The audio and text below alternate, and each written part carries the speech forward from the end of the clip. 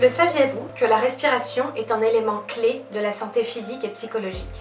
Elle est intimement liée au système nerveux, votre système de circulation sanguine ou même le système digestif.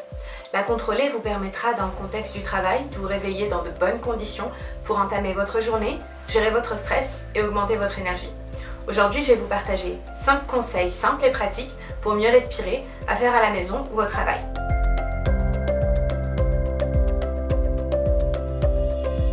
Le conseil numéro 1, c'est tout simplement utiliser le nez et la bouche pour respirer. La technique, inspirez par le nez, expirez lentement par la bouche. La vertu de cette respiration, c'est tout simplement de nettoyer les impuretés de l'air, chauffer l'air pour le rentrer dans l'organisme et tout simplement vider correctement les poumons.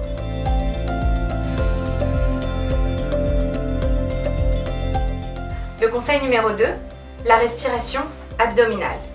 Comme son nom l'indique, c'est la respiration en utilisant, en engageant le ventre et le diaphragme. C'est la respiration qui est adoptée naturellement par les bébés. On ne l'a pas naturellement quand on est adulte. Je vais vous donner la technique. Lorsqu'on inspire, on va venir gonfler le ventre.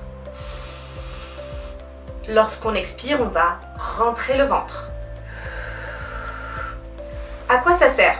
Ce geste va vous permettre tout simplement d'augmenter ce qu'on appelle l'amplitude respiratoire, c'est-à-dire vous donner beaucoup plus d'air, et l'utilisation, l'engagement du diaphragme va tout simplement vous permettre de vous masser pour évacuer les tensions du corps.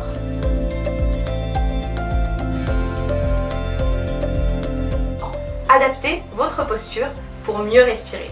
Il faut savoir que la mauvaise posture du quotidien, à savoir avoir le dos courbé comme ça, où bien souvent on a des tensions qui sont localisées dans les épaules, dans le dos, le ventre, elles peuvent nous empêcher de respirer correctement, voire même de nous couper le souffle.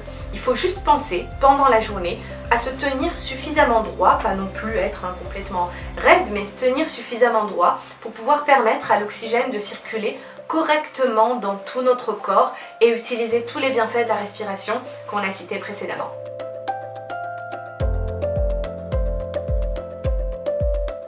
Le conseil numéro 4, c'est utiliser ce qu'on appelle la cohérence cardiaque pour pouvoir avoir un levier positif sur son stress. On est tous soumis à un stress plus ou moins long, ou le stress ou des petites contrariétés du quotidien, surtout au travail. Et il faut savoir qu'il y a un petit exercice très simple qui va nous permettre de pouvoir ralentir le rythme cardiaque lorsqu'on sait que le rythme cardiaque et le rythme de la respiration sont souvent liés. Cet exercice, il va suivre la règle qu'on appelle 3, 6, 5, à savoir faire 3 fois par jour des cycles de 6 phases, donc 6 cycles de respiration, où on va entrecouper sa respiration de 5 secondes. Je vous donne l'explication. On va inspirer en 5 secondes, on va retenir sa respiration 5 secondes, on va expirer sur 5 secondes, et on va retenir son expiration 5 secondes. Et ça, on le fait 6 fois.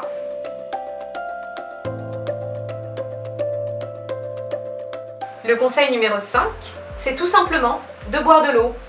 On vous le dit souvent, mais ça aide aussi à la respiration. Pourquoi? Parce que avoir des poumons correctement hydratés vont vous permettre tout simplement d'absorber correctement l'oxygène et bien évidemment de rejeter le dioxyde de carbone.